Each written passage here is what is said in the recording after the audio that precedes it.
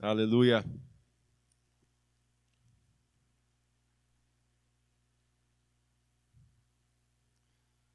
A Bíblia caindo aos pedaços não é problema, viu, irmão? O problema é que quando ela não está caindo aos pedaços, aí é problema. Aí é sinal perigoso. Mas amém. Eu estou muito feliz. No meu espírito tenho me alegrado muito. Porque é muito bom a gente compartilhar aquilo que cura, aquilo que traz vida, aquilo que traz transformação. A gente vê por aí no mundo pessoas oferecendo remédios, pessoas oferecendo situações, faz isso, faz aquilo, faz não sei o quê, eu faço assim, eu faço assado. E o mundo está tomando remédio para acordar, remédio para comer, remédio para fazer digestão, depois remédio para dormir, depois remédio para acordar de novo. E o que eu estou compartilhando aqui, essa palavra, é algo que me trouxe muita cura. Essa ministração sobre identidade e finalidade, ela foi instrumento de cura na minha vida. Foi instrumento de cura na minha mente, foi instrumento de cura no meu espírito. Eu fui curado pelo Senhor através dessa palavra. Então, o que eu estou compartilhando aqui nesses dias é algo que traz vida, que traz cura, que traz entendimento, que traz transformação da mente. É algo que destrava muitas vezes nossa vida com o Senhor, nosso entendimento, porque muitos sofismas são quebrados, sofismas que a gente abraça, que a gente pega para a gente, e na verdade quando nós lemos a palavra não é aquilo que o Senhor disse. Então que sejam dias de cura na vida de vocês também, em nome de Jesus. Amém? Vou dividir a palavra em dois também, em dois períodos.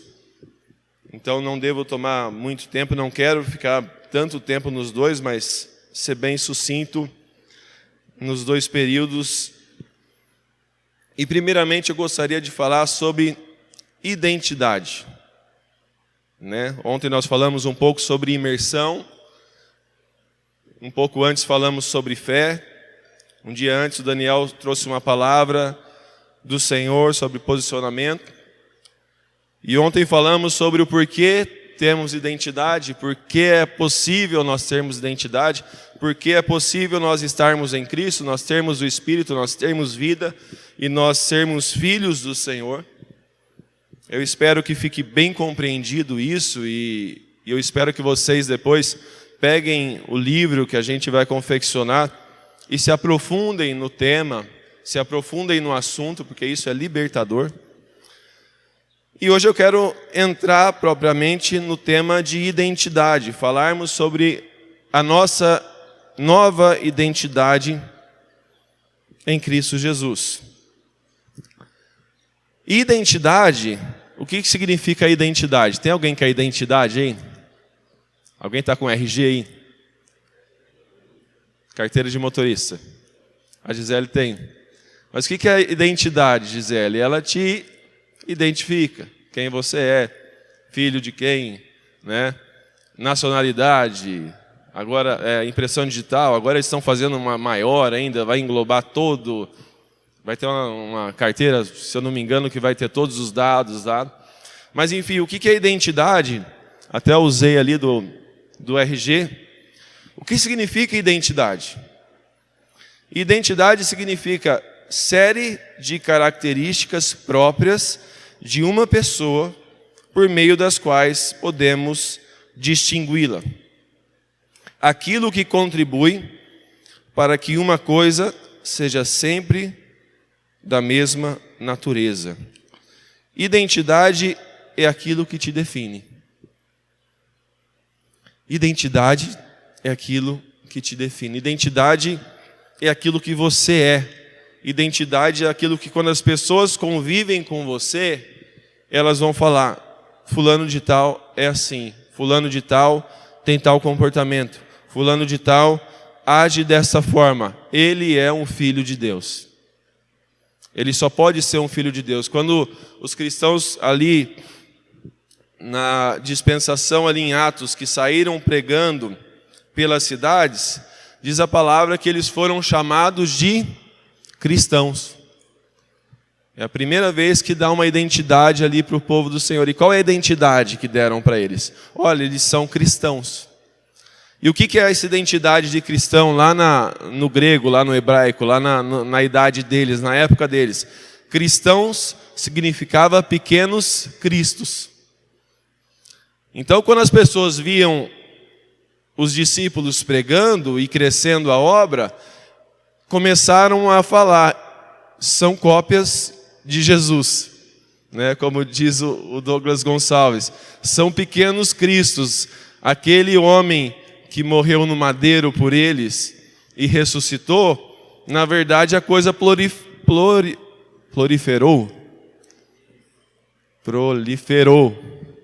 Amém? Também eu pego umas palavras bem difíceis para falar. A coisa proliferou. Jesus está neles.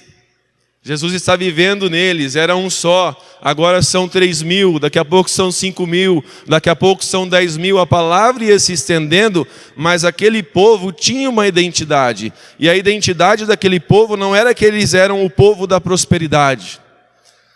Não era que eles eram o povo da vitória. Não era que eles eram o povo do triunfo. A identidade deles é que eles eram cristãos. Pequenos cristos, expressões de Cristo, pessoas que foram transformadas em Cristo. E essa é a nossa identidade, porque é onde nós estamos. Nós só somos transformados à imagem e semelhança de Jesus, porque nós estamos em Jesus. É aí que nós estamos. Romanos 6,11 diz: assim também vocês considerem-se mortos para o pecado, mas vivos para Deus em onde? Onde é que a gente está? Em Cristo Jesus. Se você ler o Novo Testamento, você vai encontrar várias e várias vezes essa expressão, em Cristo Jesus. Em Cristo. Em Cristo, em Cristo, em Cristo. Porque Deus nos colocou em Cristo. Nós estamos assentados em Cristo nas regiões celestiais. Abre em Efésios 1:3.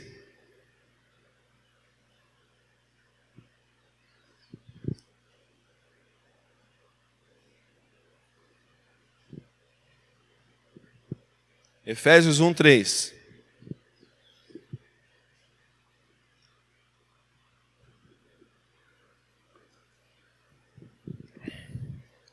Diz: bendito o Deus e Pai de nosso Senhor Jesus Cristo, o qual nos abençoou com todas as bênçãos espirituais nos lugares celestiais em Cristo. Por isso que nós estamos bem, porque nós estamos em Cristo. Por isso que nós temos cura, porque nós estamos em Cristo. Por isso que nós temos vida, porque nós estamos em Cristo. Por isso que nós perdoamos, porque se estamos em Cristo, não tem opção de não perdoar. Por isso que nós amamos, porque o amor de Deus foi derramado no nosso coração pelo Espírito Santo em Cristo. É muito importante você saber primeiro onde você está, qual é a posição que Deus te colocou, porque ela te dá a tua nova identidade.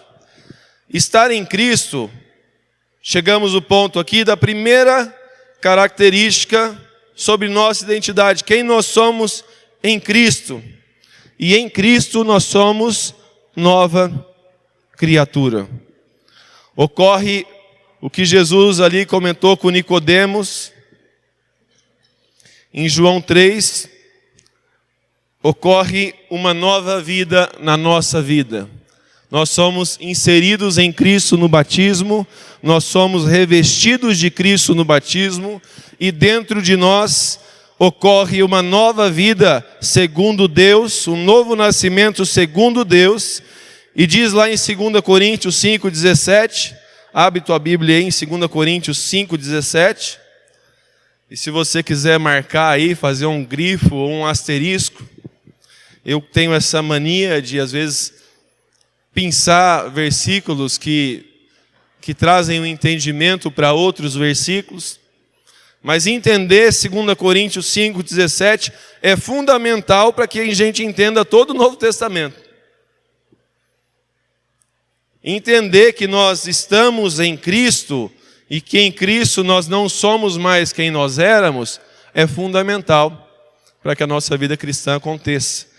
E diz 2 Coríntios 5,17 que assim, se alguém está em Cristo, é nova criatura. As coisas antigas já passaram. Eis que se fizeram novas todas as coisas.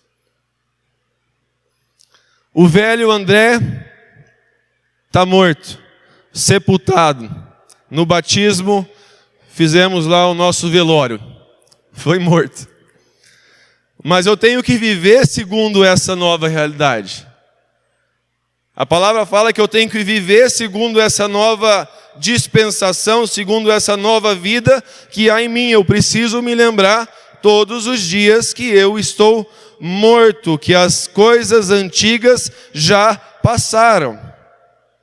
Romanos 6,3, ou não sabeis que todos quanto fomos batizados em Jesus Cristo, fomos batizados na sua morte. De sorte que fomos sepultados com ele pelo batismo na morte, para que, como Cristo ressuscitou dos mortos pela glória do Pai, assim andemos também nós em novidade de vida. Ou seja, não sou mais eu quem vivo, mas Cristo vive em mim. E Cristo em vós, a esperança da glória. Por isso que eu preciso me considerar morto com Cristo. Como diz no 6,6, sabendo isso, que o nosso velho homem foi com ele crucificado, para que o corpo do pecado seja desfeito, a fim de que não sirvamos mais o pecado, porque aquele que está morto está justificado do pecado. Ora, se já morremos com Cristo, cremos também que com ele viveremos. E como viveremos com Cristo? Como nova criatura. Entenda bem, querido, não é você melhorado, não é você lapidado, não é você com alguns detalhes mudadinhos. Porque tem gente que pensa assim, eu já era bom antes de Jesus. Eu já era bom, não, eu vim de uma família assim, eu tive uma criação assada, eu estudei na escola tal, eu fiz isso, eu fiz aquilo. Então, na verdade, Jesus precisa só podar algumas coisinhas bem pequenininhas, porque, na verdade, eu já sou um quase Cristo, já de tão bom que eu me acho. Mas Deus acaba com essa soberba humana, nos mandando ir para a cruz. No sentido do seguinte, queridão, vai para a cruz e faz um favor para a humanidade. Fica lá, não sai de lá não. Deixa que Cristo vive a tua vida. Amém? É uma nova vida. É um novo André. É um André nascido de novo que agora não vive mais com a mente do André. Não vive mais com as inclinações do André, não vive mais da forma com que o André vivia antes de conhecer Jesus. Colossenses 3,10 diz, e vos revestistes do novo homem, que se refaz para o pleno conhecimento, e se refaz a imagem de quem? Segundo a imagem que dele o criou. Deus te chamou para te transformar à imagem de Cristo. Só que eu vou te dar uma boa notícia. Ele te colocou em Cristo para isso, e Ele colocou o Espírito de Cristo dentro de você, amém? Por isso tenha segurança. Por isso tenha segurança, não é na tua força. A palavra diz, não é por força nem por violência, mas pelo meu Espírito. Quem faz essa obra é o Espírito Santo. O maior favor que nós podemos fazer ao Espírito Santo é todos os dias nos prostrar diante dele. A maior força que nós podemos fazer diante do Espírito Santo, e essa força ele nos convence e nos dá, é nos prostrarmos diante dele e clamarmos, Senhor, vive esse dia na minha vida. Senhor, toca nas minhas emoções nesse dia. Senhor, toca na minha mente esse dia. Senhor, toca no meu coração esse dia. Senhor, toca nos meus olhos esse dia. Senhor, toca as minhas palavras nesse dia, para que os meus olhos sejam os teus olhos, os meus pensamentos sejam os pensamentos do alto, e as minhas palavras sejam palavras de vida. E essa palavra de vida eu só posso falar, porque hoje, em Cristo Jesus, mediante a fé, nós somos nova criatura. Fala para o teu irmão do lado, você é nova criatura. Feche teus olhos e fala para si mesmo, eu sou nova criatura.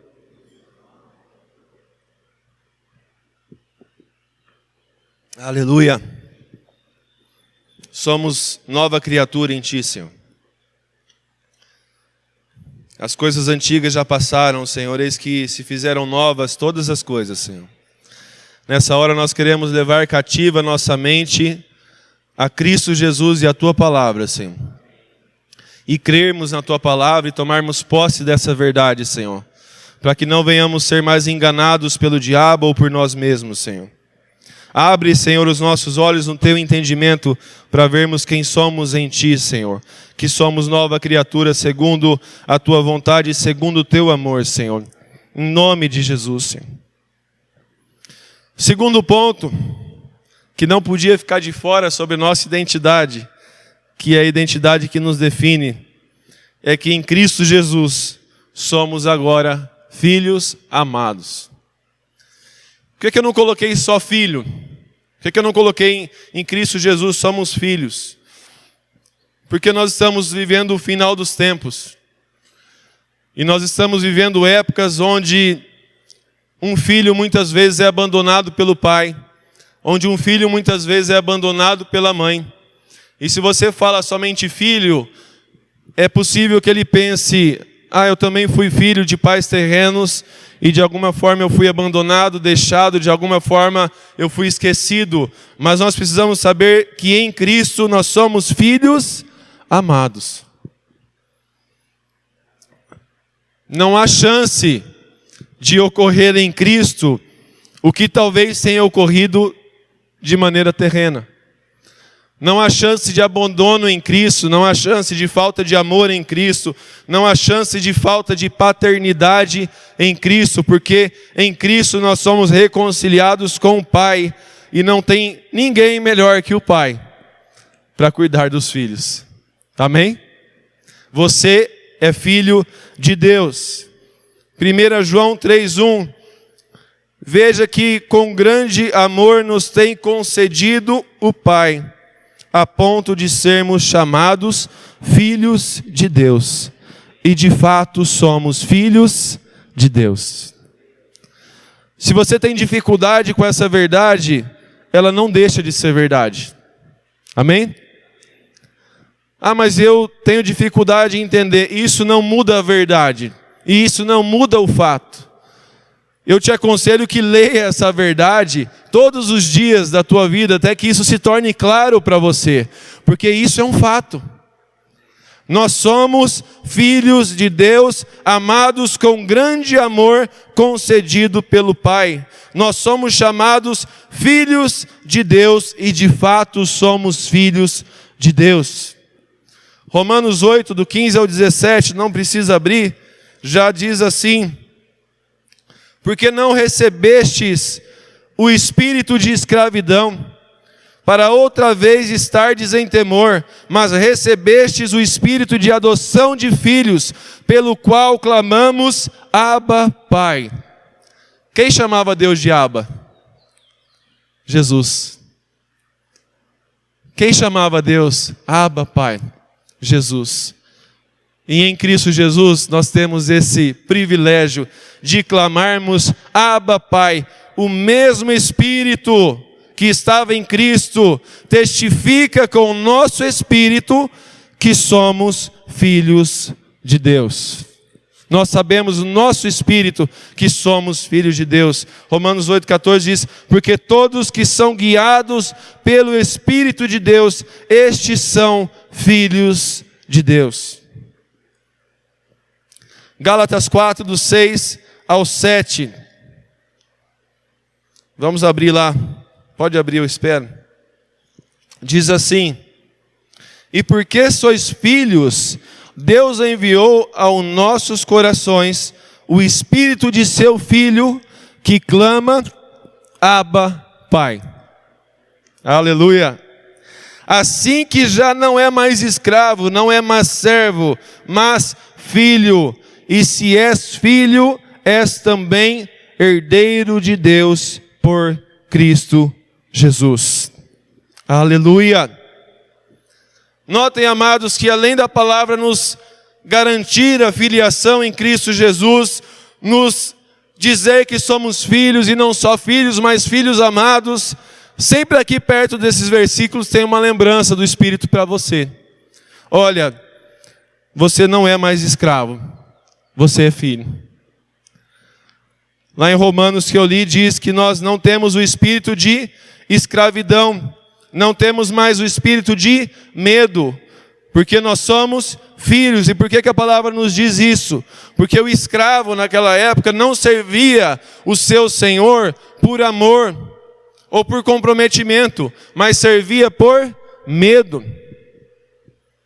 E é isso que muitas vezes as pessoas usam a religião para que as pessoas sejam presas pelo medo. Mas a palavra nos diz claramente que nós não recebemos o espírito de escravidão para outra vez estardes em temor. Ou seja, nós já estávamos em temor antes. Mas recebemos o espírito de adoção de filhos, pelo qual clamamos, Abba, Pai. O mesmo Espírito testifica com o nosso Espírito que somos filhos. E diz lá em Gálatas que não só somos filhos, mas somos herdeiros com Cristo. Amém? Por isso tem uma coisa que precisa ser tirada do nosso relacionamento com o Senhor, amados. É o medo. E a escravidão. Temos que ter temor. Mas temor é reverência. Temor é respeito. Temor é vir em santidade, o Pai é santo, eu quero ser transformado à imagem do Pai. Temor é uma reverência, é uma vida de joelhos, mas é totalmente diferente de medo ou de escravidão. Porque Deus é amor, e a palavra diz que o amor lança fora o medo. Se tem algo que atrapalha o nosso relacionamento com o Pai, é o medo, é a culpa. E quem traz culpa é o acusador. E na Bíblia, quando eu leio o acusador, não é Deus que acusa. Deus convence para arrependimento. Mas o diabo acusa. E a acusação do diabo traz distanciamento. Ah, você não pode orar hoje. Olha o que você fez. Ah, você não pode estar junto com os seus irmãos. Olha a tua semana como é que foi. Ah, você não pode ser cheio do teu Espírito Santo. Olha o que você viu hoje. Eu não estou aqui justificando o pecado. Quando nós pecamos, precisamos nos arrepender. Mas diz a palavra que nós temos um advogado que intercede por nós. Abre lá em 1 João 2.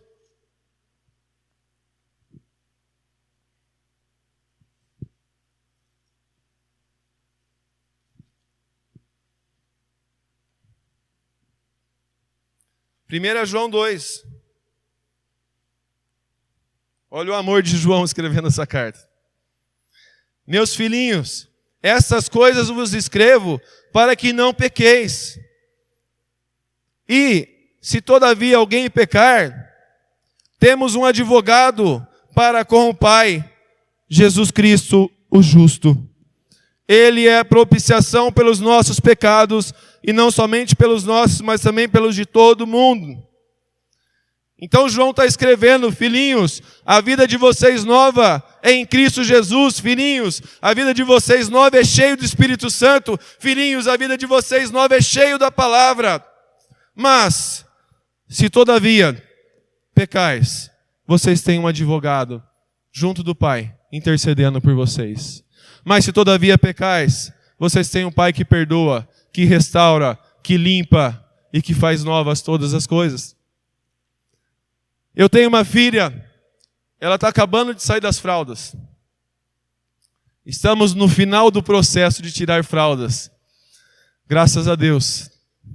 A vida financeira da família agradece. Mas eu vou falar uma coisa para vocês. Quando um bebê faz cocô na fralda, o que a gente faz com o bebê? Limpa ou joga o bebê fora? Fez cocô. Não. É só a fralda. Volta o bebê. Da mesma maneira, amados, quando nós erramos, Deus nos joga fora. Ah, mas eu errei. Mas eu pequei. Pensei o que eu não devia. Olhei o que eu não devia. Fiz o que eu não devia. Te arrepende. Ora.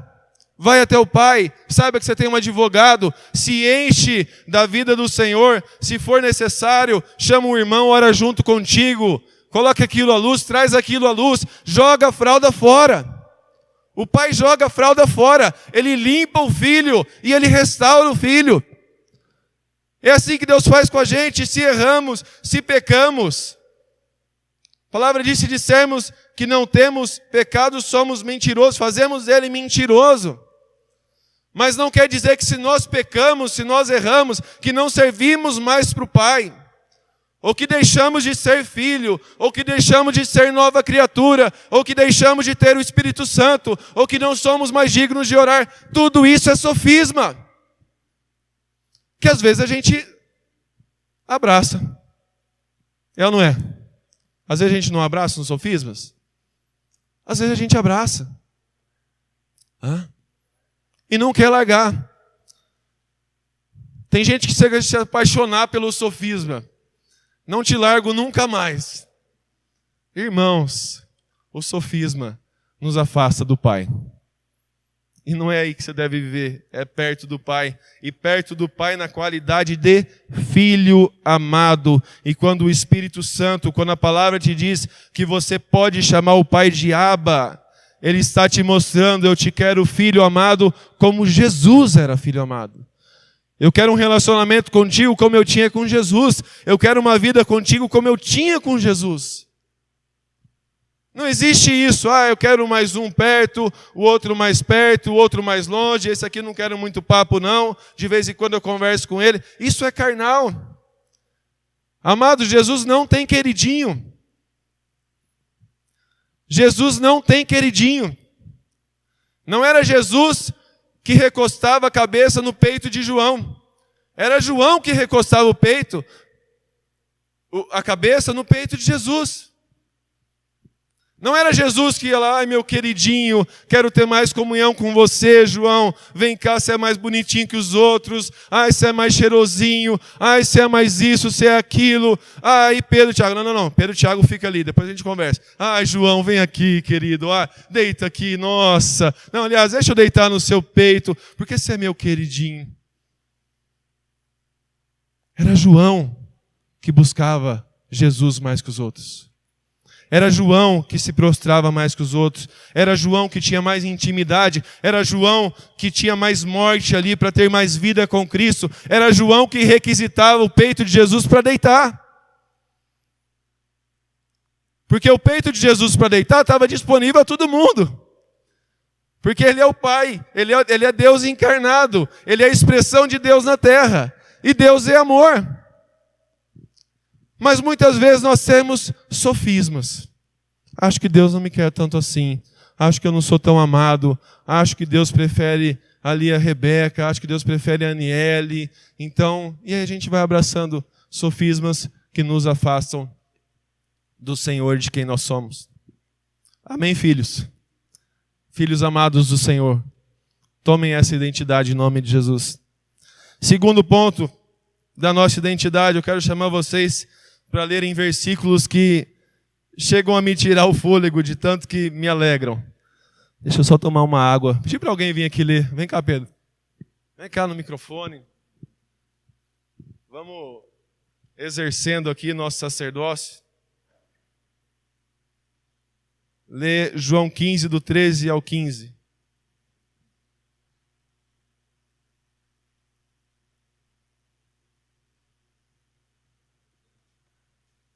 Aleluia, Senhor.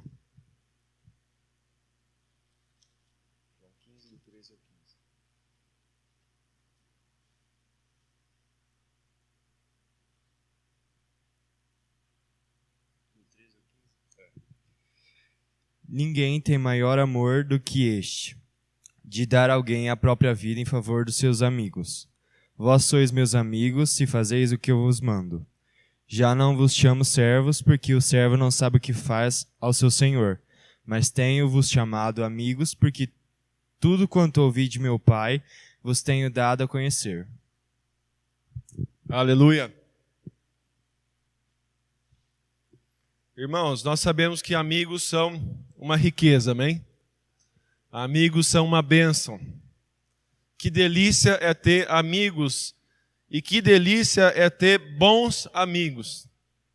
Amigos que a gente pode contar, amigos que a gente pode abrir o coração, amigos que a gente pode ser a gente mesmo, amigos que nos amam, amigos que nos compreendem, amigos que oram por nós. Que privilégio é ter bons amigos.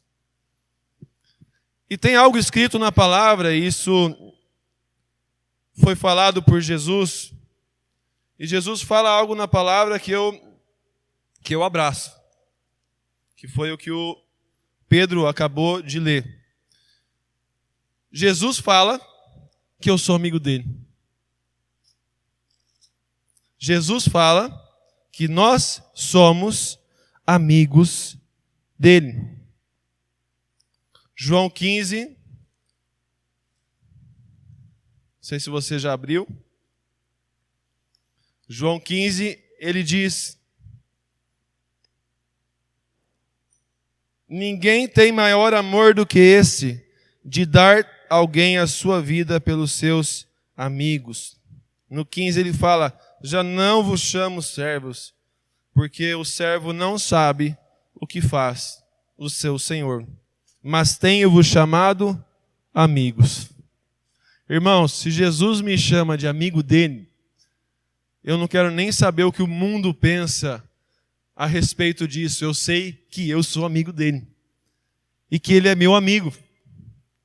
E que nada muda isso. E que na verdade eu tenho o maior dos amigos em Jesus. E que isso é uma realidade para mim diária. Que ele me desejou como amigo. Que ele me quis como amigo. Que ele me salvou para ser amigo. E amigo indica proximidade, liberdade, privilégios. Privilégios. Porque a amizade traz privilégios. Se você é amigo de alguém, por exemplo, que tem um iate, uma hora ou outra você vai andar de iate, meu irmão, sem pagar nada. Se você é amigo de alguém que tem uma casa na praia, uma hora ou outra o teu amigo vai falar: meu, vamos viajar comigo? Ah, mas eu não tenho condição, né? Não, fica tranquilo, cara. Eu tenho uma casa ali no Guarujá. Tudo pago. Tudo certo. Cara, mas eu estou sem condição. Imagina, querido, você é meu amigo. Ô, amigão, verdade, cara. Nossa amizade é profunda, né? Nessa hora a gente até abraça mais forte, né? A gente vai para a casa da praia do amigo. Gente, a gente é amigo de Jesus. Ser amigo de Jesus, ser amigo daquele que todas as coisas estão sujeitas. Isso não é amigo dele porque você acha que você é amigo dele. Você é amigo dele porque ele falou que você é amigo dele. E isso não muda. Não atualiza, não muda. Ele te chamou de amigo. Então, querido, bota na cabeceira da tua cama: Jesus me chamou de amigo dele. Eu tenho privilégios nessa amizade. Eu tenho ele comigo, eu sou dele e ele é meu. Mas não só isso, ele nos chama de irmãos. Mateus 28, 9 e 10.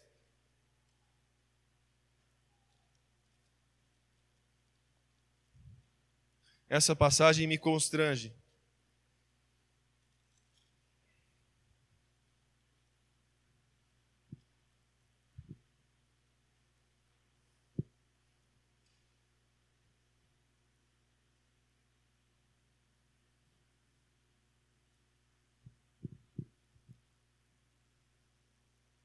Diz aqui sobre as mulheres que foram procurar ali Jesus no sepulcro. Encontraram ele ressuscitado, já ressurreto. E diz, e indo elas, eis que Jesus lhes saiu ao encontro, dizendo, eu vos saúdo. E elas, chegando, abraçaram os seus pés e o adoraram. Então Jesus disse-lhes, não temais, ide dizer aos meus irmãos que vão para a Galiléia e ali me verão. Amados, esses dias eu lendo essa passagem, eu chorei. Eu me constrangi diante da singeleza e da humildade e da honra que nós temos em Jesus. Jesus estava ali ressuscitado, ressurreto. Jesus estava ali já com o seu novo corpo glorificado. E Jesus ali, quando encontra as suas discípulas, as discípulas vêm, caem a seus pés, o adoram, o abraçam. Ele recebe tudo aquilo porque Ele é Deus. E a primeira coisa que diz a elas, olha que interessante, não temais. Só que a segunda coisa que Ele diz me constrange, Ele fala, ide dizer aos meus irmãos para irem para Galiléia, porque ali eles me verão. Ele não se refere a nós como alguém inferior, como alguém diminuído. Ele não se refere a nós como alguém, olha, diga lá aos meus seguidores, diga lá àqueles que me seguiam, diga lá aos meus escravos, diga lá, não. Jesus diz a Maria, diga aos meus irmãos, para eles irem para a Galiléia, e ali eles me verão. Jesus te vê como um irmão mais novo. O unigênito do Pai foi feito primogênito do Pai por amor a você e a mim. O Pai nos amou, o unigênito agora é o primogênito da família, amém? Ele é o irmão mais velho, ele é o primogênito. Ele é aquele que nós temos acesso, Ele é aquele que nos ama. Ele é aquele que viveu as nossas fraquezas. Ele é aquele que viveu as nossas lutas. Ele é aquele que intercede por nós. E quando Ele intercede por nós junto ao Pai, Ele diz ao Pai, Pai, eu sei o que eles estão passando. Quando Ele intercede ao Pai pela tua vida, Ele fala, Pai, sei com aquela vida. Ela está agoniada. Eu sei o que é estar agoniado. Pai, sei com aquela vida, ela está com fome, eu sei o que é passar fome. Pai, sei com aquela vida, ele está sendo perseguido, eu sei o que é ser perseguido. Ele viveu as nossas fraquezas, amados. Por isso Ele intercede por nós com autoridade. Amém? Hebreus 2:9.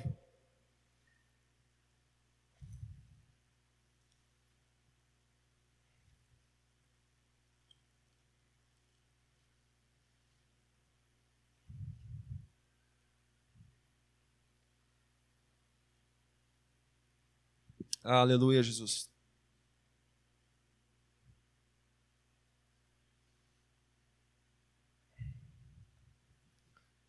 Diz, vemos, porém, coroado de glória e honra aquele Jesus, que fora feito um pouco menor que os anjos, por causa da paixão da morte, para que pela graça de Deus provasse a morte por todos. Cristo Jesus foi feito à tua semelhança, tornou-se servo obediente. Romanos 8:34 diz,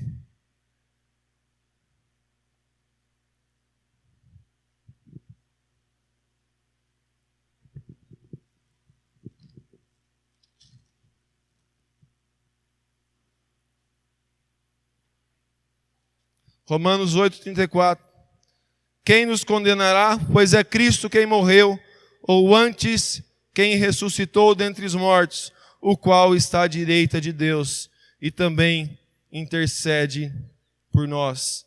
Temos em Cristo um irmão mais velho.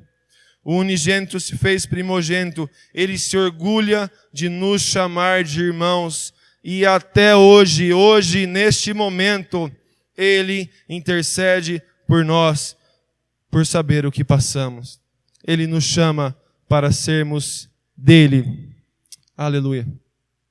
Tem uma passagem que diz que ele não se envergonha de chamar-nos irmãos. Ele se alegra de dizer: Neto, meu irmão. Tom, meu irmão. Tiago, meu irmão. Ele se alegra. Ele tem alegria nisso, ele tem gozo nisso. Nós às vezes temos irmãos, e às vezes entre irmãos tem uma diferencinha ou outra. Graças a Deus nunca tive isso com os meus irmãos. Mas tem irmão que não gosta muito de ser chamado de irmão do outro irmão. Que isso caia por terra em nome de Jesus. Mas não é o caso de Cristo com você. Ele tem ampla alegria de te chamar de irmão. Aliás, isso é muito fácil para mim, porque eu sou filho do meio. E eu tenho um irmão mais velho. Vocês conhecem, se chama Davi. E tinha uma época da nossa vida que eu tinha a mesma altura. Só que eu tinha uns 40 quilos a menos. Eu era bem magro mesmo. Pensa em alguém magro, eu era mais magro que esse alguém que você pensou agora. E eu tinha o Davi, que jogava bola no Palestra, já tinha ficado forte, né? Ele já é uma estrutura um pouco maior que a nossa, robusto, roliço. Se ele vê essa ministração, ele vai ficar bravo comigo. Se bem que ele está mais magro que eu hoje. Mas o Davi, nessa época, ele tinha força. E eu lembro que nós jogávamos campeonato no Palestra, e por ser da mesma família, a gente caía no mesmo time. Então, adivinha, eu era magrinho, fraquinho, só que eu entrava para jogar, peitão aberto. Rumasse briga, eu estava tranquilo. Rumasse confusão, eu estava tranquilo. E por várias vezes eu arrumei. E por várias vezes o Davi ali interferia, né? Com uma força um pouco desproporcional, mas ele interferia na situação ali para apaziguar a situação. Não recomendo isso, não façam isso em casa. Mas, por exemplo, estar ali com o meu irmão mais velho me trazia alguma segurança. Graças a Deus ele se converteu hoje, o Senhor transformou a vida dele, acalmou o coração dele. Mas, por exemplo, irmãos, nós precisamos ter essa segurança no bom sentido em Cristo Jesus. Ele é nosso irmão mais velho, irmãos. Ele cuida da gente. Ele dá conta onde a gente não dá conta. Ele vai além onde a gente não consegue. Ele aperfeiçoa nas nossas fraquezas o poder dele. Por quê? Porque ele nos ama. Ele é o nosso irmão mais velho. Ele não se envergonha de te chamar irmão. Terceiro ponto é que em Cristo Jesus eu sou morada adquirida. Abra comigo em João 14. Terminei esse estudo que o Senhor ressaltou três novos nomes sobre nós. E no livro que a gente vai dar para vocês, vai ter pelo menos uns 50 novos nomes que nós temos em Cristo Jesus. Não dava para falar de todos eles aqui, senão a gente ficava até o restinho do ano falando sobre nossa nova identidade. Eu ressaltei 4. Nova criatura, diz respeito a nós sermos novas criaturas em Cristo. Filhos, que diz respeito ao Pai. Irmãos e amigos, que diz respeito a Jesus. E morada adquirida, que diz respeito ao Espírito Santo. João 14, 15 a 17, Jesus fala: se me amardes, guardarei os meus mandamentos, e eu pedirei ao Pai, ele vos dará outro Consolador, para que ele fique convosco para sempre. Aqui, em João 14, 23, Jesus respondeu e disse-lhe: se alguém me amar, se alguém me ama, guardará a minha palavra, e meu Pai o amará, e viremos para ele, e faremos nele, lê comigo aí, morada. O que é morada? Morada é casa. Vocês estão aqui dormindo aonde? Numa barraca, num quarto improvisado, numa casinha ali do Léo que ele fez. Isso é algo improvisado. A gente não pode confundir o nosso corpo com algo improvisado. Quando nós pensamos o nosso corpo para com Deus, nós temos que nos lembrar da nossa casa. E o que é casa? Casa é onde a gente mora. Casa é onde a gente fica. Não é um lugar que a gente visita e sai. Não é um lugar onde a gente vai de vez em quando. Não é um lugar onde a gente vai de final de ano. Não é um lugar onde a gente vai de sábado. Não é um lugar onde a gente vai nos encontros de acampamento. Assim também você não é um lugar onde Deus visita de sábado, você não é um lugar onde Deus visita no acampamento, você não é um lugar onde Deus passa alguns dias e depois vai embora. Deus te diz que você é morada. E se Deus te diz que você é morada, entenda que você é morada. Casa de Deus, lugar de Deus, lugar onde Deus mora, lugar onde Deus escolheu morar por vontade dEle e por amor dEle. Ele mora dentro de você, o Espírito Santo mora dentro de você e Ele não te abandona. E Ele não sai dentro de você, nem quando você suja a fralda. Amém? Ele é quem te ajuda a te levar para o Pai e falar: Pai, mais uma fralda para a gente trocar. Vamos limpar esse filho que a gente quer restaurar, a gente quer ele limpo para a glória de Deus. Amém? Você é morada, mas um ponto interessante que a palavra traz, 1 Coríntios 16, 19 a 20.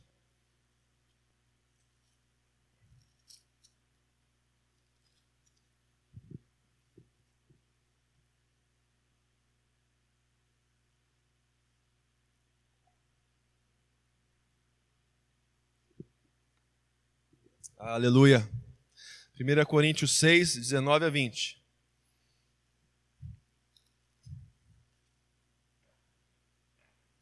Vamos ler desde o 18.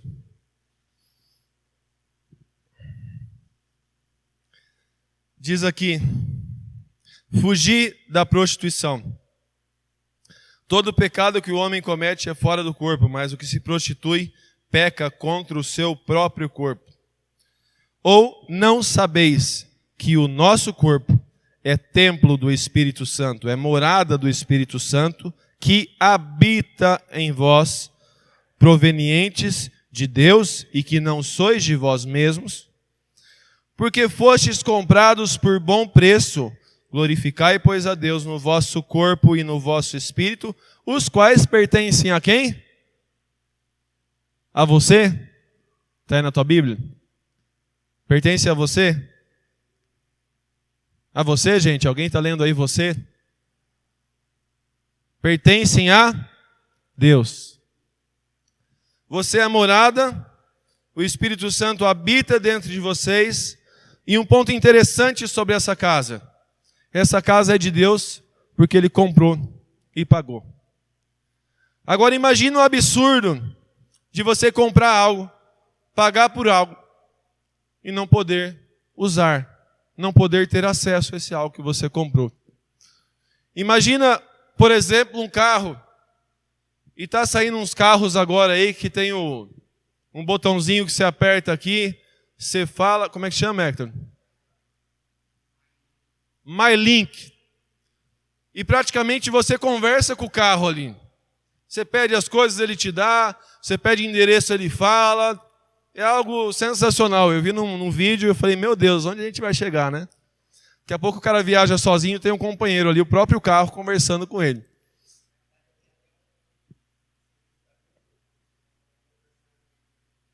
Já tem isso? Olha só, já até tem, eu nem sabia. Se eu tivesse falado antes, talvez eu inventasse isso e ganhasse dinheiro. Agora não dá mais tempo. Já fizeram. Mas imagina só, você comprou um carro com MyLink, você fez suas economias, você financiou, não sei, fez consórcio, pagou lá 100 mil reais no carro. Não sei se custa isso, se é mais ou se é menos, deve ser por aí. Aí você entra no carro, adquirido, comprei. Vou viajar para a praia, acordei mais cedo, 5 horas da manhã, vou ligar o carro fala assim: peraí, meu. 5 horas da manhã, cara. Você acordou muito cedo. Eu não estou a fim de ir para a praia agora.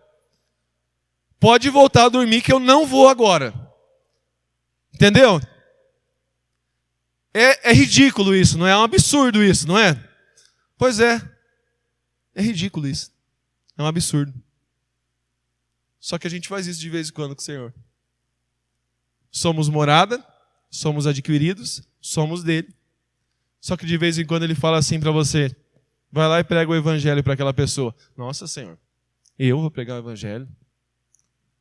Vai lá e ora por aquela pessoa no teu serviço. Não, Senhor, não. O Senhor deve estar me confundindo com alguma outra pessoa. Eu não sirvo para isso. Vai lá e acorda 4 horas da manhã que eu quero falar contigo hoje de madrugada. Senhor, 4 horas da manhã? Qual que é a diferença de orar às 4 ou às 4 da tarde? Ô, Senhor, eu acho que o Senhor está... Vai lá e jejua. Jejua por aquela pessoa. Jejua por aquela situação. Senhor, olha para mim.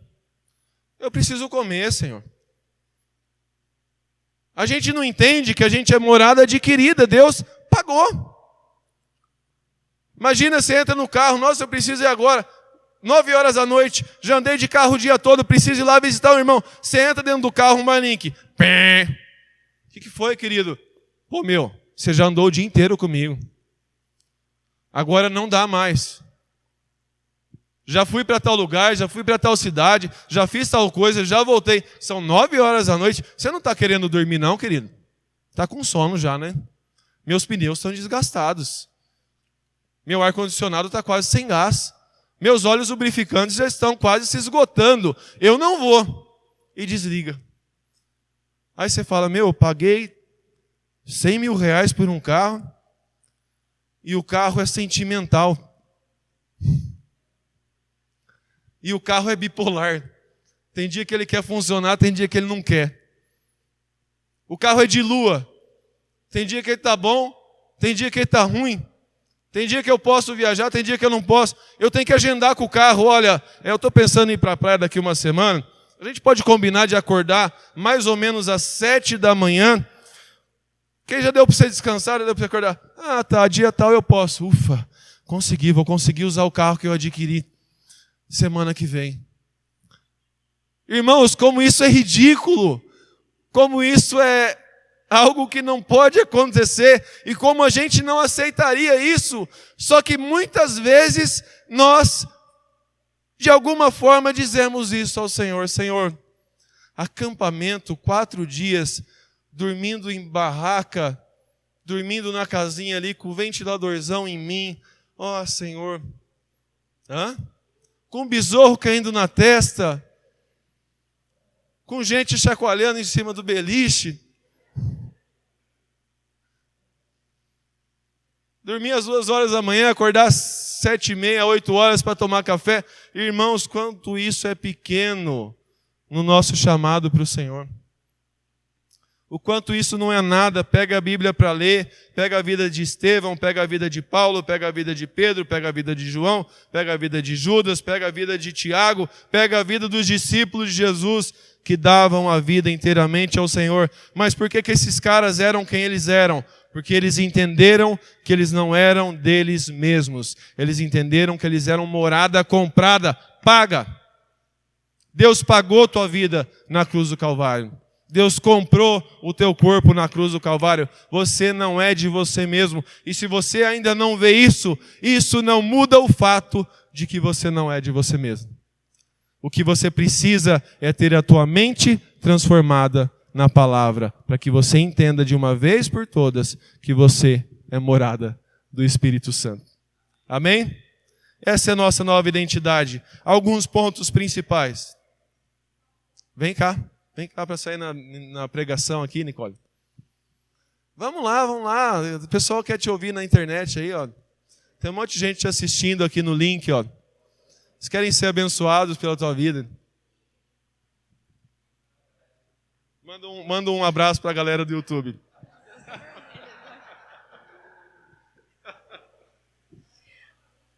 Levando para esse exemplo, né, que o André está falando, que ainda o Senhor, Ele nos deixa escolher se queremos ser comprados ou não.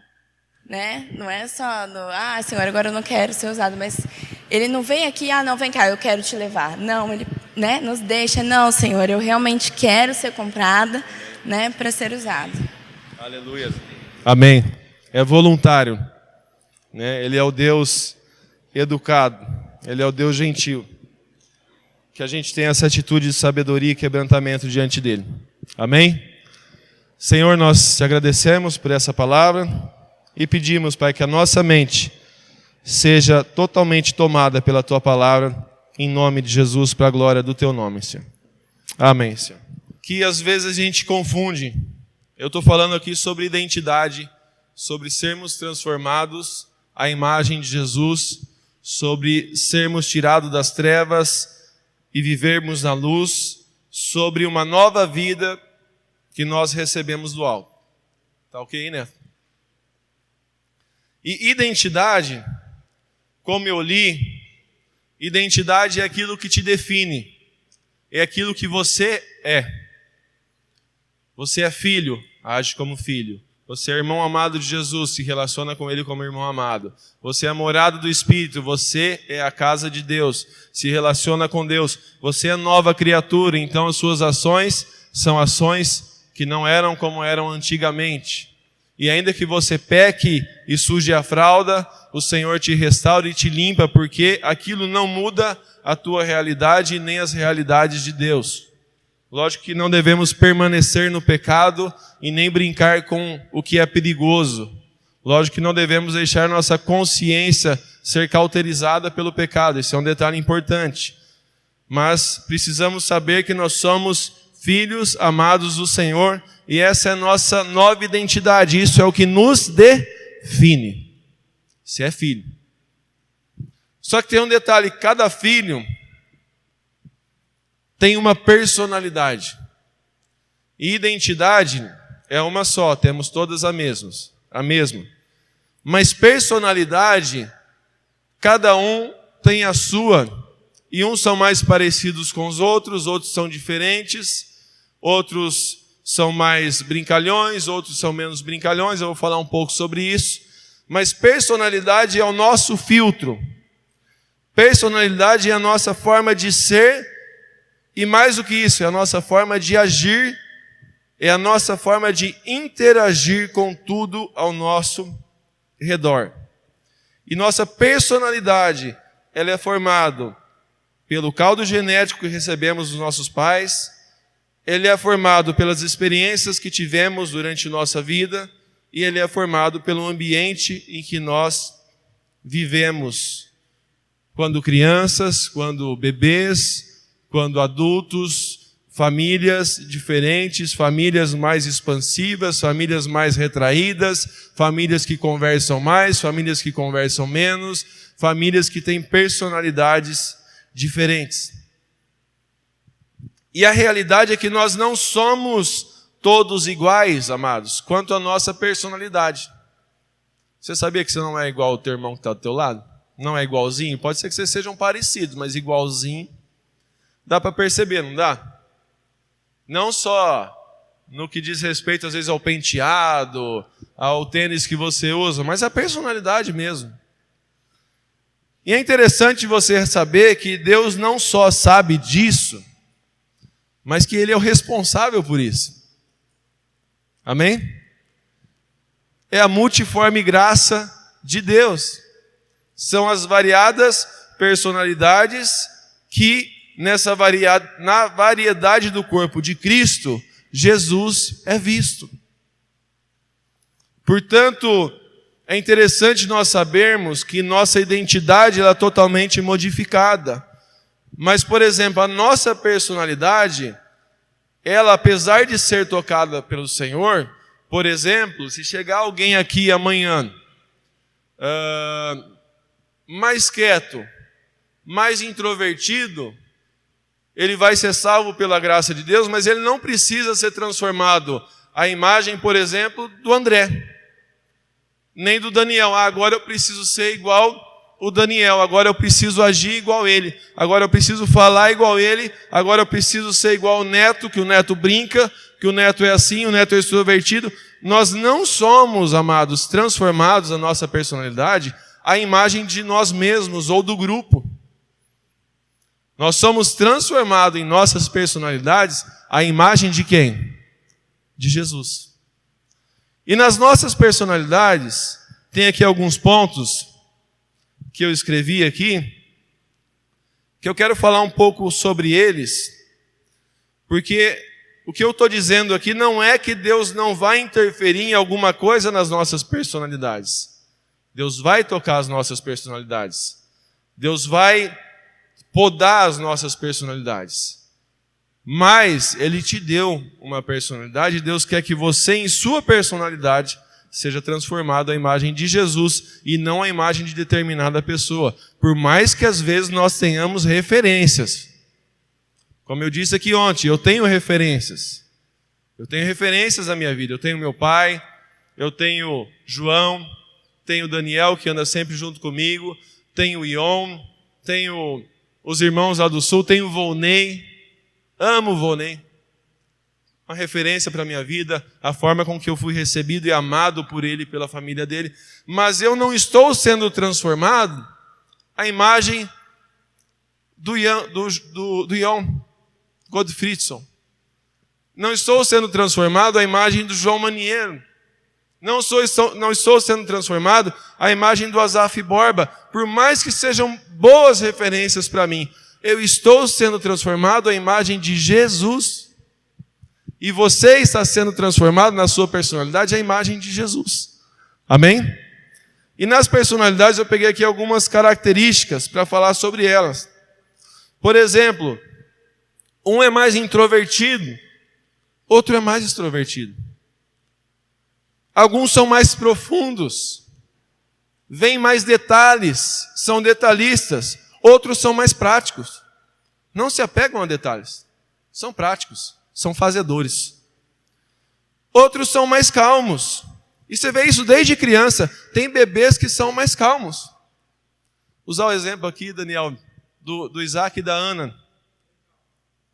Não, mas a Aninha é mais calma que o Isaac. Ela é bem mais calma que o Isaac. Desde pequeno. O Isaac é mais, assim como em casa também, o Apolo é extremamente prático. A Ágata é extremamente melosa.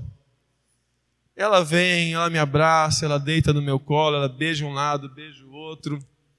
Aí ele fala, papai, você é muito fofinho, você é muito lindinho. Eu amo você. Aí ela deita de novo. E eu também sou desses.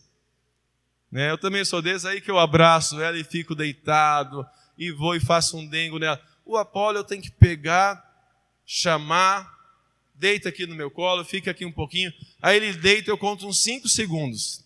1, 2, 3, 4. Papai, eu vou fazendo isso aqui, eu estou brincando com isso aqui. Ele é mais prático.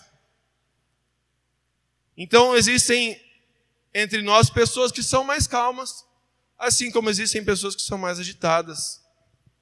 Existem pessoas que são mais brincalhonas. E existem pessoas que não são tão brincalhonas assim. Não é que precisa ser chato ou estressado, mas tem gente que brinca mais, tem gente que brinca menos. Existem pessoas entre nós que são mais básicos. E existem pessoas entre nós que se cuidam um pouco mais. Pente o cabelo um pouco diferente. Usam um tênis diferente. Outros são mais básicos, são mais moderninhos. Né? Não que a gente deva ser exagerado, mas isso é normal. Desde que não tenha ali vaidade ou exageros, mas existem aqueles que não ligam tanto para isso, existem aqueles que se cuidam um pouco mais. Existem pessoas entre nós que são mais criativas. Por exemplo, o Mano não está aqui, mas o Mano é um poço de criatividade. Eu me lembro do Ricardo, da Simone. Ele é um poço de criatividade. Extremamente criativo, usa da sua criatividade para o reino, faz músicas. Se você pegar na Bíblia, tem um livro chamado Salmos. Salmos foi escrito por irmãos profundos. Salmos foi escrito por irmãos que viam a grandeza de Deus e que viajavam na grandeza de Deus. A minha mão é como a pena de um destro escritor. Eu falo sobre as tuas maravilhas. O pardal encontrou casa, a andorinha encontrou ninho para si. Eu encontrei os teus altares. Senhor, Deus meu. Existem irmãos que escreveram salmos que são extremamente profundos no relacionamento com o Senhor e que fizeram da sua profundidade salmos úteis a nós até hoje. Mas nem todos na Bíblia eram profundos. Existem pessoas na Bíblia que eram muito mais práticas e assertivas. Isso não quer dizer que um é melhor do que o outro. Isso quer dizer que um tem uma característica e que o outro tem outra característica. A gente precisa parar com esse negócio de que a gente vê algo no irmão bom e aí a gente quer comparar com outro irmão onde aquilo na vida do irmão não é tão bom quanto é na vida do outro irmão. Porque na vida do outro irmão tem algo bom que não tem na vida do irmão que é bom naquilo que aquele outro não era bom. Deu para entender? Não sei. Mas, por exemplo, vocês têm boas características que o irmão que está do teu lado não tem. E o irmão do teu lado tem boas características que você não tem. Lógico que o Espírito Santo vai tocar toda a tua vida, mas existem coisas que o Espírito Santo vai fazer na tua vida, existem áreas que o Espírito Santo vai te chamar, que são áreas que ele está te chamando. E a compreensão que você vai ter dessa área, por mais que você ministre aos irmãos e diga aos irmãos, é muito mais profunda do que, por exemplo, a profundidade que todos vão ter. Existem irmãos que Deus chama para falar com a família. Existem irmãos que Deus chama para falar com os jovens. Existem irmãos que Deus chama para falar com terceira idade. É o irmão que ministra para as irmãzinhas da terceira idade da congregação. É um ministério extremamente importante. Existem vidas que Deus chama para falar com crianças. Quantos aqui conhecem o Telmo? Tem um ministério infantil. Ele e a esposa dele, o Telmo deve ter uns 80 anos. Ele tem uma graça, irmãos, para ministrar para a criança que vocês não têm noção. Uma calma para falar com as crianças, um amor para lidar com as crianças. As crianças amam ele em Porto Alegre. É interessante, em Porto Alegre, a gente vai lá, os jovens, os adolescentes, os irmãos que são casados já e têm filhos, eles veem o Telmo, abraçam o Telmo. Ô, Telmo, me dá um abraço aqui. Nossa, eu me lembro de você cuidando de mim quando criança. Eu me lembro das suas palavras, eu me lembro daquele acampamento que você fez uma roda com a gente, e a gente brincava assim, e você falou de Jesus para a gente. Por quê? Porque Deus deu graça ao Telmo para alcançar os pequeninos. Já, por exemplo, quando nós vemos o Asaf, um ministério profético, um homem profundo, um homem ali de palavras firmes do Senhor, mas que tem uma sensibilidade para compor músicas lindas. O meu louvor é fruto do teu amor por mim, Jesus, de lábios que confessam o teu nome. É fruto de tua graça e de a paz que encontro em ti e do teu Espírito que habita em mim, que habita em mim. E aí continua. Mas ele tem um dom ali de levar a palavra do Senhor através da adoração, através de um cântico, através da profundidade que Deus deu para ele. E isso também Deus nos deu, boas características. Mas nós precisamos também pedir para que o Espírito Santo nos visite em nossa personalidade. Por quê? Por que ele precisa visitar? Porque nós temos na nossa personalidade coisas boas e coisas que se tornam perigosas se não forem cuidadas. Vou dar um exemplo aqui. Tem aqui o introvertido e tem o extrovertido. Tem algum problema em ser introvertido? Não tem problema nenhum. A palavra não fala que é pecado ser introvertido. Existem homens introvertidos na palavra. O problema é nós nos tornarmos tímidos. E é diferente ser introvertido do que ser tímido quanto ao Senhor. Porque muitos introvertidos pregam a palavra na sua introversão. Não vão pregar na frente de 50, não vão pregar na frente de 200, ou vão pregar se Deus quiser, mas vão pregar para o rapaz que está do lado dele, no serviço dele. Vai pregar para o primo, num almoço de família. Vai pregar para o cara que trabalha junto com ele, que também é introvertido e que não tem assim essa facilidade de ser extrovertido, então eles se identificam. E aí onde eles se identificam, o introvertido, aquele que não é para fora, totalmente para fora, vai falar: eu fui salvo por Jesus, Jesus derramou o amor dele por mim, mas olha, ele também derramou o amor dele por você. Não é só por mim. Você também pode aceitar Jesus, você também pode entregar a tua vida a Jesus, você também pode ser um filho de Deus mediante a fé. Mas qual que é o problema do introvertido? Ele ser introvertido demais. Ele cair para a timidez, ele cair para o isolamento, ele cair para uma vida onde ele está sozinho. Então, nesse exagero, a poda do Senhor precisa cortar. Assim também o extrovertido, é muito bom o extrovertido, mas quando alguém é extrovertido demais, fala demais, brinca demais, expõe demais, é tudo demais, o cara fica chato. Tem pessoas que se tornam insuportáveis. Tudo que é em excesso não convém.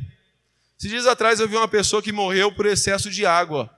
Ela bebeu muita água e morreu. Não lembro o nome do que aconteceu com ela. Mas até água em excesso, amados, mata, sabia? Até risada. Tem gente que morre de rir. Né? Morre feliz, mas morre. Ai, ai. O excesso é prejudicial. O excesso nos atrapalha. O excesso da extroversão atrapalha. Você pega alguém que é brincalhão, é muito bom ter alguém brincalhão. A gente falou ontem aqui sobre Onesífero, e Paulo fala que Onesífero o recreou, o animou. Tem pessoas que nos alegram. Por exemplo, está junto do netão, está sempre recreando o pessoal, sempre brincando, sempre fazendo uma piada, tem uma cabecinha meio rápida para pegar as coisas. Mas, por exemplo, eu vejo que o neto sabe dosar. Ele não ofende as pessoas. Não ofende, não pega coisas para brincar que vão ofender, que vão diminuir, que vão fazer com que pessoas se sintam mal no ambiente. E assim o brincalhão precisa ser. Pode ser brincalhão, querido. Eu penso que Jesus gosta de pessoas brincalhonas. Não é todo mundo que vai ser brincalhão, não é todo mundo que vai brincar, não é todo mundo que vai zoar todo mundo. Se você não tem esse perfil, não, fique tranquilo. Só não seja também o chato que não brinca, nunca brinca com ninguém, não aceita brincadeiras. Isso é outro exagero. O exagero de ser muito seco. Outras situações. Uns são mais práticos, são mais fazedores. Você pega Paulo era extremamente prático. Paulo estava num lugar, daqui a pouco estava em outro lugar, daqui a pouco estava em outro lugar, daqui a pouco estava preso. Ele estava preso, ele não conseguia ficar sem fazer nada. Então ele escrevia carta para os Filipenses, Colossenses, Tessalonicenses, Timóteo, eu preciso falar contigo, 2 Timóteo. Graças a Deus, porque Paulo era fazedor. Porque se hoje nós temos cartas do Novo Testamento, somos edificados por essas cartas, é porque Paulo era uma máquina. Ele era uma máquina.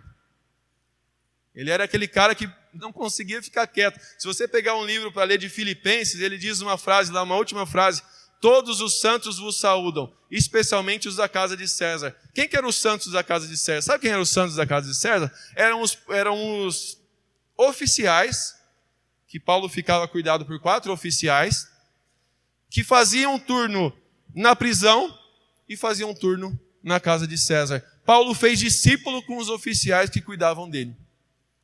Paulo falou de Jesus para os oficiais que cuidavam dele. E esses oficiais que cuidavam dele se tornaram santos na casa de César. Por quê? Porque Paulo era uma máquina. Ele pregava até para poste. Tem pessoas que pregam até para poste. Mas ele pregava, ele falava. Nós precisamos aprender a ser como Paulo. Pregar, falar, ser prático. Eu mesmo preciso aprender a ser prático, fazer, ter ação. Mas existem pessoas que são mais profundas. São mais... Por exemplo, eu sou muito profundo. Não sei se vocês percebem isso. Mas quando eu pego um assunto para meditar, eu destrincho ele por A mais B, por C, por versículo tal, que liga com versículo tal, com palavra tal, que Deus me falou isso. Eu vou até a profundidade do versículo. E a hora que eu chego no versículo ali, parece que no final eu sou curado. Eu falei, amém, Senhor. Aí Deus fala assim, agora vai e prega aos teus irmãos aquilo que você entendeu. É minha característica. Adianta eu brigar comigo mesmo? Não. Eu tenho que saber que isso é uma característica que Deus me deu, isso é graça que Deus me deu. Está na minha personalidade, desde pequeno eu era assim.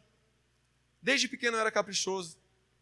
Minha tia fala, eu ia pintar um desenho quando eu era pequeno, toda a classe terminava o desenho, ela olhava para mim e eu estava lá. André, vamos André, acabou já. Espera aí tia, falta um pequenininho aqui que eu não pintei inteiro. André, vamos filho, o pessoal já tá na segunda brincadeira, você está pintando o desenho. Espera aí tia, não cabia aqui, falta um pontinho.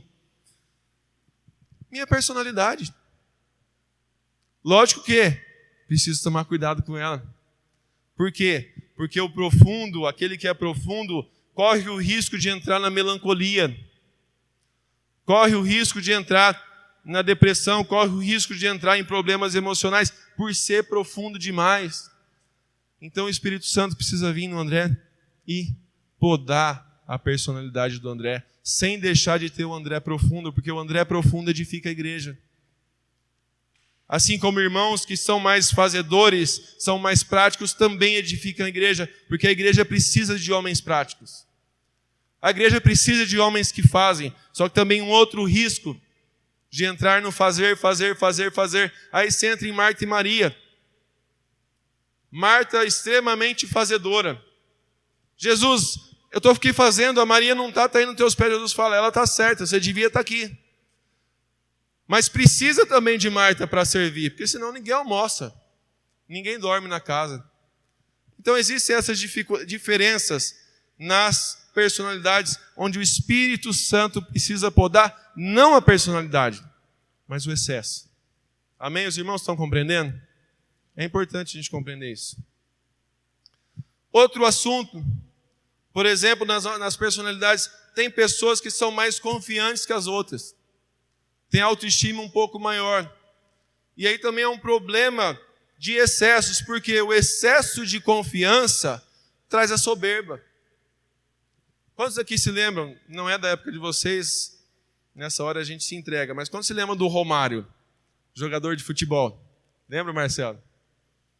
O Romário era um jogador extremamente confiante. Só que tinha vezes que ele chegava a ser soberbo.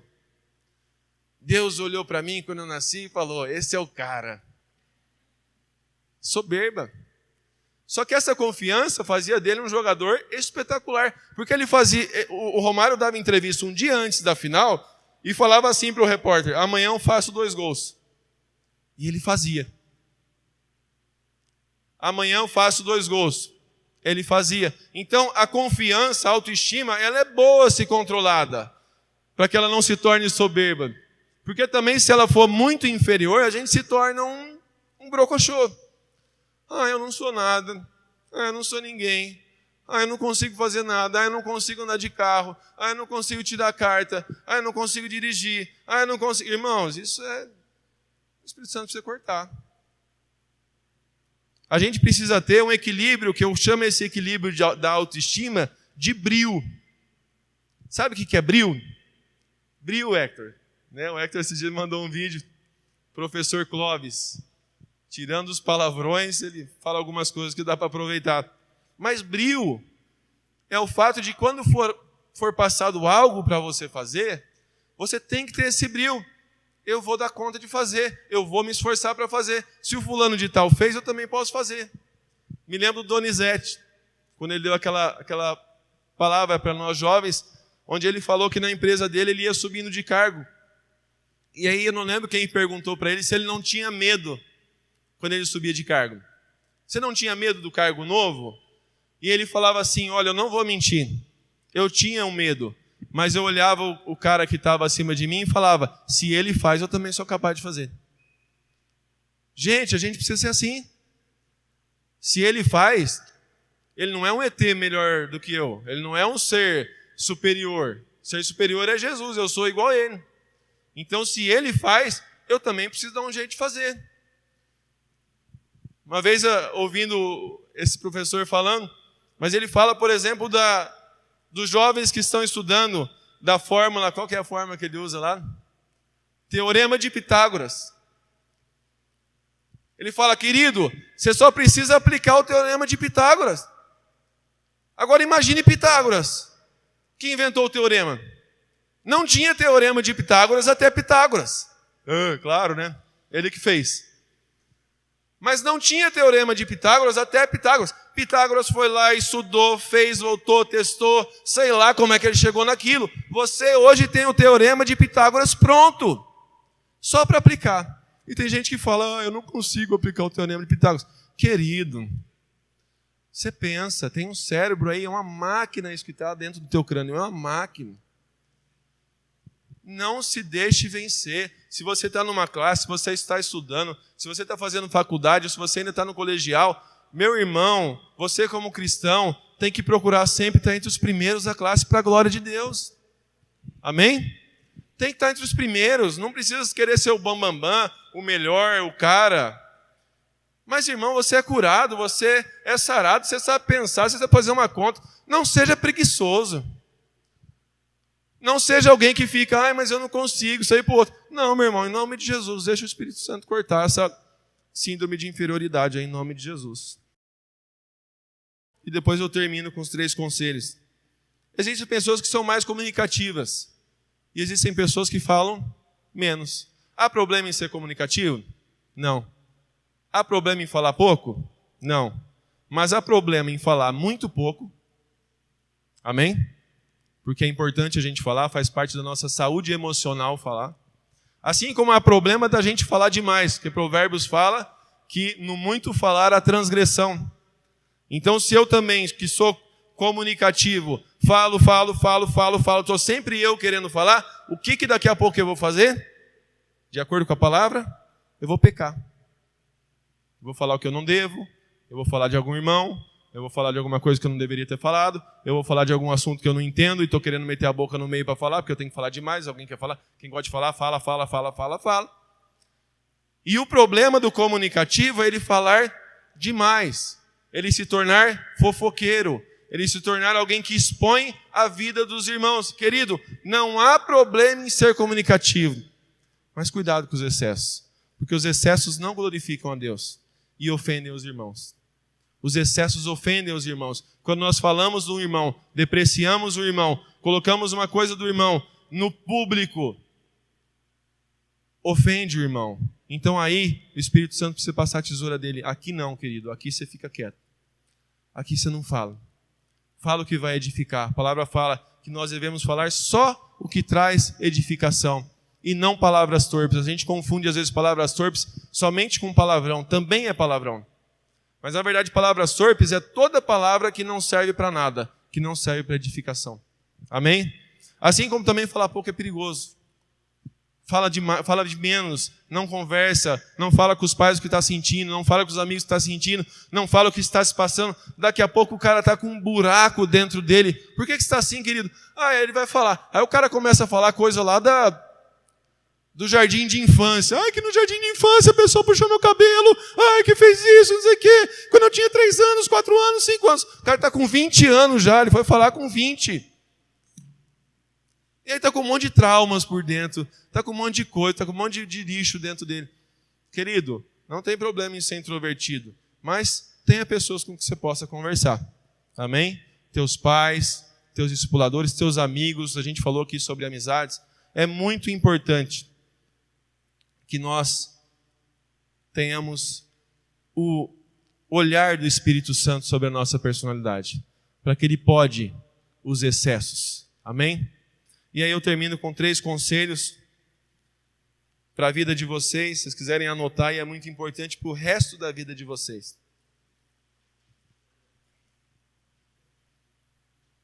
Não achou?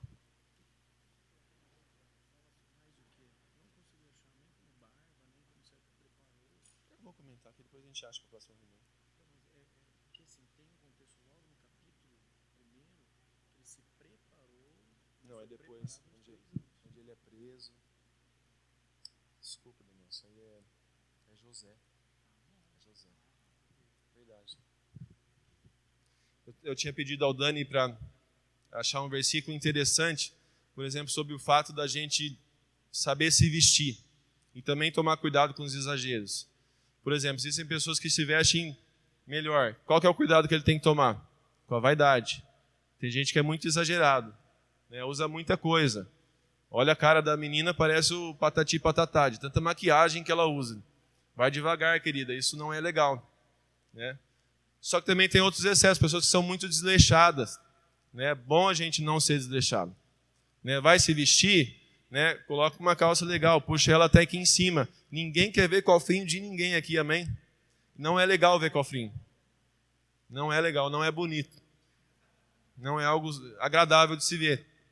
Então, assim, tem que tomar cuidado e a gente tem que saber como nos portar. Eu me lembro da passagem, até me lembrou aqui que era José, mas quando José está preso na prisão, está preso ali, preso na prisão. Vão anotando aí, né? Mas quando ele está preso e o rei chama ele para conversar, o que José faz? José se arruma, faz a barba. Então José se veste a caráter da necessidade. Então a gente, como jovem, precisa saber se vestir. Vai num velório, não pode ir no velório de short e chinelo. Põe uma calça. Vai na praia, não coloque terno. Vai ficar com calor lá. Então, assim, são coisas básicas que a gente precisa ter uma certa noção aí e não entrar em exageros. Mas amém. 3 conselhos. Saiba, querido, querida, que existem ferramentas de Deus em sua personalidade. Peça graça para usá-las para a glória de Deus. Já existem ferramentas dentro de você, na tua personalidade, que Deus vai usar para a glória dele. Apolo, quando encontraram ele, ele já era, como é que fala? Tem facilidade em falar? Eloquente. A palavra fala que Apolo já era eloquente. Ele usou a eloquência dele para a glória de Deus. Paulo já era prático antes de se converter. Porque a mesma intensidade que Paulo teve no reino, ele já tinha antes perseguindo a igreja. Ele não perdeu a praticidade. Ele não perdeu a personalidade dele. Ele continuou sendo a mesma personalidade. Nasceu de novo. Mas o mesmo comportamento ele teve no reino, na sua personalidade. Então saiba que dentro de você já existem ferramentas de Deus em sua personalidade. Segundo ponto, peça ao Espírito Santo, e quando eu falo aqui Espírito Santo, não vamos mistificar muito, mas peça para irmãos que convivem junto com você, para pessoas do seu convívio, o poder e a graça de identificar galhos que precisam ser podados na sua personalidade. Converse com pessoas que te amam, converse com pessoas que convivem com você. Olha, tem alguma coisa aqui que está exagerado? Tem alguma coisa que está mais, que está menos? Ore, peça ao Espírito Santo também. Espírito Santo, ministra no meu coração. Onde é que eu estou deixando um galho crescer aqui que não te glorifica? Ele vai te falar. E o terceiro ponto, para a gente ir já para os pequenos grupos. Pare de se comparar. Amém? Espera aí, estou terminando. Pare de se comparar. Busque ser a melhor versão de si mesmo em Cristo Jesus. Busque ser a melhor versão de você mesmo em Cristo Jesus. Alguém arrependido, alguém transformado, alguém limpo, alguém querido, alguém amado, mas que agora está sendo transformado à imagem de Jesus. Alguém que está sendo curado. E saiba que o Senhor Jesus te ama, que Ele te criou do jeito que você é, e que Ele vai usar você do jeito que você é, e que Ele vai acrescentar coisas também na tua personalidade, e que Ele vai curar coisas da tua personalidade, e que Ele vai fazer coisas novas nas suas personalidades, mas que você não vai ser transformado à imagem de fulano ou à imagem de ciclano. Pare de se comparar. A comparação nunca traz coisa boa. Sabe por quê? Porque se eu me comparo a um irmão e eu me comparo de maneira, esse irmão tem tal coisa e eu não tenho, isso pode ser inveja, mas eu estou me inferiorizando. Né? Pode ser algo que eu estou vendo ali, nossa, o irmão tem tal carro, mas eu não tenho. Para, querido, te alegra com o carro que você tem, te alegra com a moto que você tem. Se você não tem carro, fica tranquilo, Jesus também não tinha. Não é isso que vai te fazer menor. E eu falo isso quanto a traços de personalidade. Fulano de tal é assim, eu não sou. Amém, deixa fulano de tal ser assim. Seja do teu jeito. Da mesma forma, quando eu me comparo com os irmãos e eu falo, eu tenho tal coisa e o irmão não tem, que é isso aí? Estou me colocando como superior. Não, eu sou melhor que ele. Ah, eu tenho essa característica, tal irmão não tem. Ah, eu tenho tal coisa. Irmãos, para com isso. Para de se comparar, porque a comparação nunca traz coisa boa. Se você se compara de maneira melhor, senta na inferioridade. E se você se compara de maneira maior ou melhor, senta na superioridade. Qual o versículo na Bíblia que fala que você tem que se comparar aos teus irmãos? Qual o versículo? Quando que Jesus falou que você tem que se comparar um ao outro? Não tem. Jesus falou que você tem que servir. Sirva do jeito que você é, na personalidade que você tem, naquilo que Deus está te dando, na graça que Deus está te dando. Pega na Bíblia a vida de Barnabé. Barnabé era extremamente abraçador. Barnabé não abandonava, estava sempre. Você vê Barnabé está junto com o irmão. Seja João Marcos, seja Paulo, sejam outros irmãos. Irmãos que abraçam, irmãos que são usados nesse dom, irmãos que têm características do Senhor neles. Usa as tuas características em nome de Jesus. E seja liberto de todo espírito de comparação. Seja liberto de todo espírito de inferioridade. E de todo espírito de superioridade também. Porque ninguém é melhor do que ninguém aqui. Jesus é o único que é adorado neste lugar. A gente é tudo servo, lavado e remido pelo sangue dele. Amém? Vem cá, Netão, quer falar alguma coisa?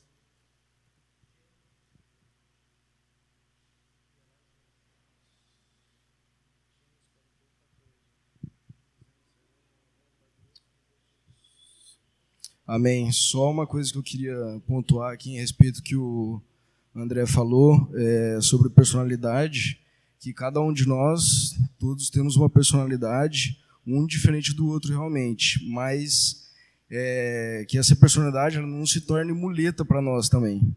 Porque, por exemplo, assim, uma pessoa muito quieta, ela não pode se acomodar na personalidade dela, falar assim, surge a necessidade de pregar para mais irmãos. Um exemplo, tá? Eu falo assim, não, porque eu sou introvertido, eu sou quieto aqui, fui chamado para isso. Ou uma pessoa que ela é mais profunda, mais detalhista ou algo do tipo, ela vê uma necessidade de fazer, um exemplo disso muito é o Dani, de fazer, que ele realmente faz parte da personalidade dele, mas fala assim, não, eu sou mais quieto, tal, mais detalhista, então não preciso fazer. Deixa, por exemplo, o Daniel. Porque na palavra, deixa bem claro isso também, que em toda a nossa personalidade, mas nós precisamos ser aprovados em toda boa obra, como fala na segunda parte do versículo de 2 Tessalonicenses 2,17. Primeira parte fala assim, consolem o vosso coração e vos confirmem em toda boa obra e boa palavra. Amém? Aleluia. O versículo que fala aqui é Gênesis 1,14, né? 41,14, que fala, então enviou o faraó e chamou a José e o fizeram sair logo da prisão, da cova. E barbeou-se e mudou os seus vestidos e veio a faraó. Daniel me trouxe uma passagem importante, quando Paulo fala, sede meus imitadores, assim como eu sou de Cristo. Mas na verdade ali é a vida de Cristo. Os irmãos vendo a vida de Cristo na vida de Paulo. A vida de Cristo na postura de Paulo. E lógico que a gente pode, não só pode, mas deve ter boas influências, como eu citei para vocês aqui. Mas saber que nós não estamos sendo transformados à imagem de pessoas, por mais que essas pessoas sejam usadas pelo Senhor. Nós estamos sendo transformados à imagem de Cristo. Amém?